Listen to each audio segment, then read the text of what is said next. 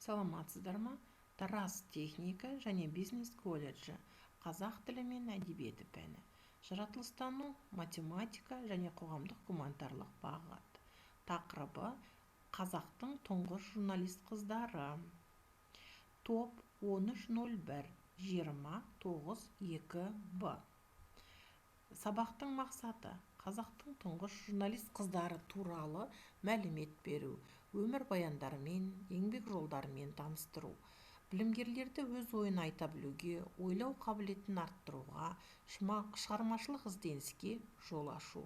Тұңғыш журналист қыздарының бейнесі арқылы білімгерлерді ұлтжандылыққа, елін, жерін сүюге, жауапкершілікке тәрбиелеу. Сабақтың әдісі баяндау, сұрақ-жауап, пікір алмасу, ойын элементтері. Сабақтың типі жаңа материалды игеру сабағы. Сабақтың түрі ақпараттық сабақ. Сабақтың көрнекілігі интербелсенді тақта, слайдтар, үйлестірме және баспасөз материалдары, пәнаралық байланыс, тарих. Білімгерлер, жаңа сабағымызға өтпес бұрын біз үйге берілген тапсырманы сұрап қорытындылап алайық.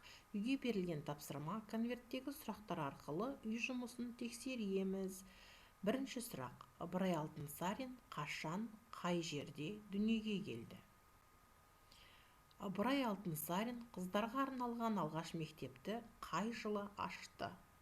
Ыбырай Алтынсариннің қандай шығармаларын білесің? Дүние қалай етсең табылады әңгімесіндегі бас кейіпкер кім? Антон кім? Әңгімеден қандай ой түйдің? Білімгерлер, сіздерді осы сұрақтарға дұрыс жауап берді деп сенімдімін. Енді мына суреттерге көңілі бөлейікші. Бұл суреттер арқылы қандай ой түйдік? Біздің жаңа сабағымызға қандай қатысы бар? Дұрыс айтасыздар. Бұл суретте Назипа Құлжанова және де қазақтың журналист қыздары берілген. Яғни біздің сабақтың тақырыбы қазақтың тұңғыш журналист қыздары. Қазақтың тұңғыш журналист қызы Назипа Құлжанова. Назипа Құлжанова 1887 жылы 27 шілдеде Торғай қаласында дүниеге келген. Ол 20 ғасырдың оқыған санаулы қыздарының бірі. Назипа қазақ қыздарынан шыққан тұңғыш журналист. Еңбекші қазақ газетінде, Қызыл Қазақстан, Әйел теңдігі журналдарында жауапты қызмет атқарды. Ол Ыбырай Алтынсариннің қазақ қыздарына арналған мектебінің түлегі. Ал енді Назипа Құлжанова туралы мына дерекке көңіл бөлейік.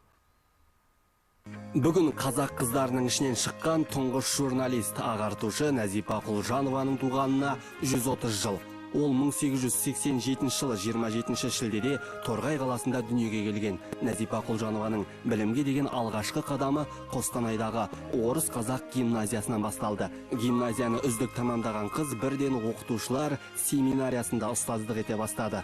Осы семинарияда Назипа Құлжанова, Мұхтар Әуезов, Қаныш Сатпаев, Сапарғали Бегалин, Әлкей Марғұлан, Жүсіпбек Аймауытовтарға сабақ берді. Оның педагогика саласында жазған мектептегі дәстүрлі тәрбие, ана мен бала тәрбиесі секілді кітаптары бүгінгі күнге дейін өзектілігін жойған жоқ.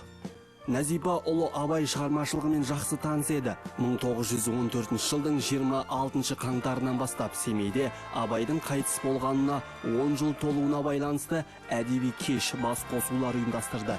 Кеште Абай өлеңдері оқылып, әндері шырқалды. Бағдарламасын Назипа Құлжанова қазақ және орыс тілінде жазды. Бұл сол бағдарламаның алғашқы нұсқасы. Абайды туғызған қазақ даласы тағы да Абай секілді білікті, білімді данышпандар туғызар. Назипа Құлжанованың жазған мақалалары Қазақ, Сарыарқа, Алаш газеттерінде жарық көрді. Қазақ қызының мақала жазып, баспасөзде мәселе көтеруі сол дәуірде некен саяқ кездесетін құбылыс еді. Сондықтан оның мақалалары үлкен қызығушылықпен оқылды. Журналист тек өз кәсібімен ғана шектеліп қалмай, қоғам өміріне де етене араласты. 1917 жылы Семей облысындағы қазақ съезінің өтуіне ат салысып, съез төралқасының құрамына енді. Сол кезеңде қуғын сүргінге ұшырап, Семей қаласындағы абақтыда жатқан Ахмет Байтұрсыновпен араласып, керек жарағын сәлем хаттарын жеткізіп тұрады. Қарындасым, саған бір үлкен өтінішім бар еді. Мынау анама жазған хат еді. Соны өз қолыңнан анамның қолына жеткізші. Маған жасаған бір үлкен жақсылығың болсын. Жарайды аға, жеткізем. Сау болыңыз. Назипа Құлжанова өмірінің соңына дейін ел үшін аянбай еңбек етті.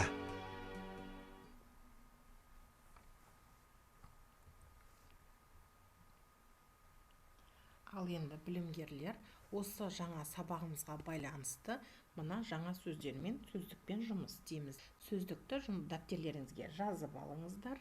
Ол тұңғыш, первый, тілші, журналист, ағартушы, просветитель, аудармашы, переводчик, жары, супруга. Білімгерлер бұл сөздердің әрқайсысын дәптерлеріңізге жазып, және де әрқайсына жеке-жеке сөйлем құрайсыздар. Сіздердің дұрыс сөйлем құрағандарыңызға сенімдімін. Ал енді осы журналистер өздерінің жазуын қандай стильде жазып еді? Иә, дұрыс айтасыздар. Публицистикалық стиль. Ал енді публицистикалық стиль дегеннің не екенін есімізге түсіреміз. Публицистикалық стиль жұртқа үндеу, үгіт айтуда пайда болады. Мұндай үндеуге, үгітке қоғам үшін және дәл сол кезде зор мәні бар мәселелер тақырып болады. Публицистикалық стиль ауызша және жазбаша қолданылады. Олар көбінесе газет, журналдар, радио, телеарналар арқылы беріледі. Публицистикалық стильдің сипатына сай тілдік тұлғалар қатынасады.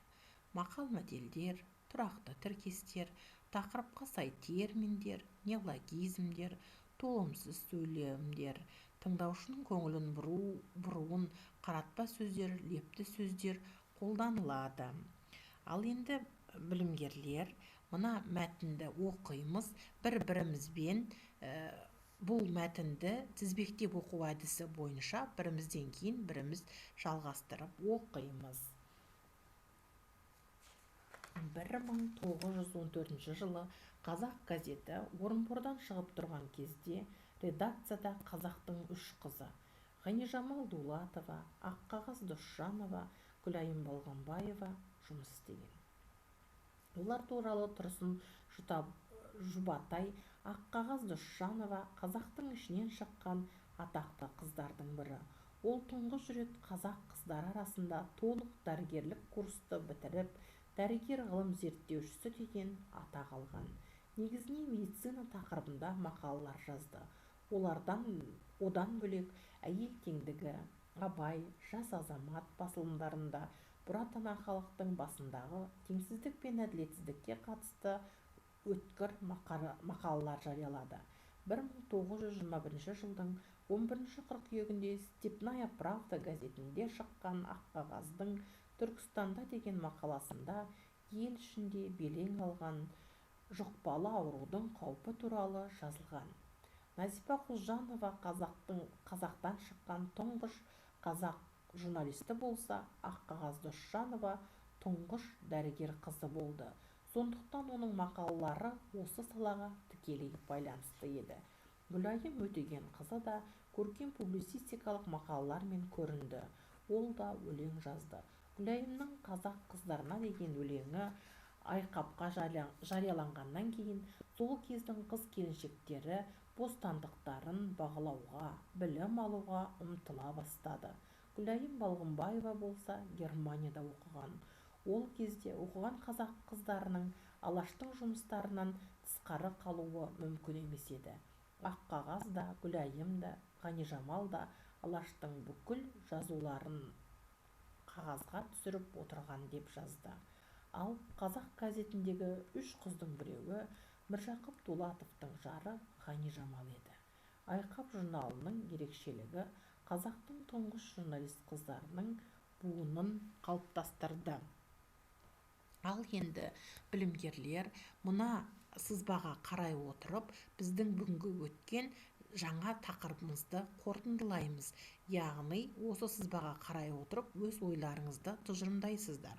Назипа Құлжанова қазақтың тұңғыш журналист қызы, өйткені деп өз себептеріңізді айтасыздар.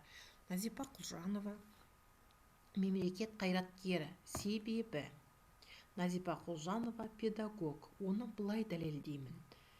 Назипа Құлжанова туралы мынандай түйін жасадым дейсіздер. Білімгерлер, сіздердің бұл сұрақтың барына дұрыс жауап қайтарып, дұрыс ой түйіндегендеріңізге сенімдімін. Ал енді мына суретке көңіл бөлейікші. Бұдан біз кімдерді көріп тұрмыз? Кімдерді танимыз? Иә, дұрыс айтасыздар. Бұл сұрақта Ләйла Сұлтанқызы, Гүлмира Әбіқай және де Назира Бердалы. Бұлар біздің осы қазіргі замандағы журналист қыздар, тележурналист қыздар. Осы заманға байланысты бұлар да заман үшін, біздің өзінгі қоғам үшін шырылдап жүрген қыздарымыздың бірі. Ләйла Сұлтанқызы Балапан телеарнасының директоры. Балапан телеарнасы бәріңізде білесіздер, осындай онлайн оқып жатқан кезімізде біздің сабақтарымыздың, мектеп оқушыларының сабақтарының барлығы онлайн түрінде осы Балапан телеарнасында жүргізіледі. Ал Гүлмира Әбіқай өзінің дау-дамайсыз бағдарламасында халықтың басындағы мәселелерді, проблемаларды дау-дамайсыз шешуге көмектеседі. Халық үшін шырылдап жүрген қыздар деп айтуға болады. Ал Назира Бердалы болса, ол біздің жерлесіміз. Назира Бердалы туралы не білесіңдер? Иә, дұрыс айтасыңдар. Назира Бердалы ол 1980 жылы Жамбыл облысы Сарыкемер ауылында дүниеге келген тележурналист ақын қызымыз.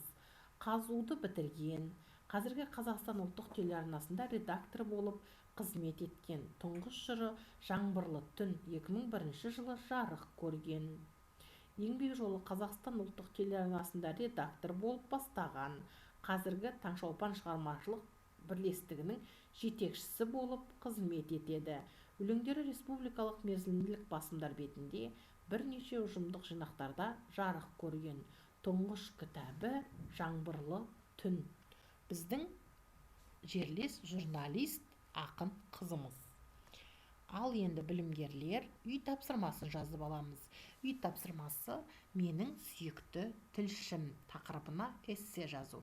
Яғни, осы қазіргі замандағы қандай тілші сізге ұнайды, несімен ұнайды, сол туралы эссе жазамыз. Білімгерлер, осымен сабағымыз аяқталды. Келесі кездескенше қош сау болыңыздар.